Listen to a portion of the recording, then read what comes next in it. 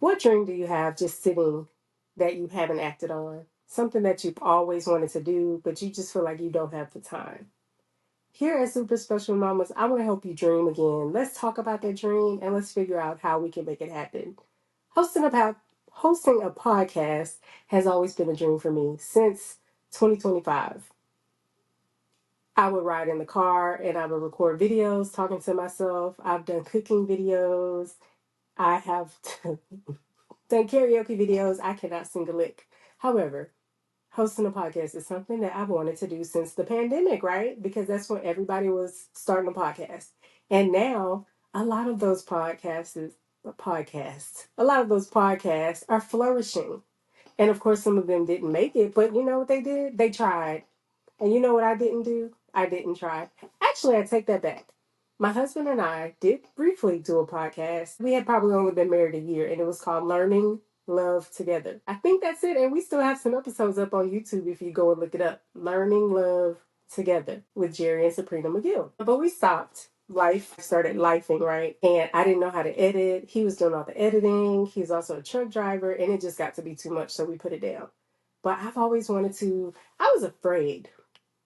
I was just afraid. But now in 2025, technology is so much better. And this wonderful app that I'm using, Riverside, literally does all the editing for you. It captures your words and it coordinates it with your video. And it just makes editing super simple for people like me. And it takes the fear away. So I'm glad that I found Riverside. And I know there are other apps just like this that makes podcasting easier. So yeah, if you're interested in starting a podcast, but you have been afraid, do it. Now's the time to do it.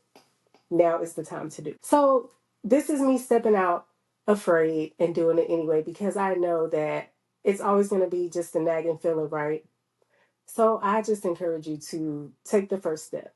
Remember what that dream was, write it down, open up that journal, open up that notebook, wherever it is that you're holding on to your dreams. Open it back up and just see how you can take the first step.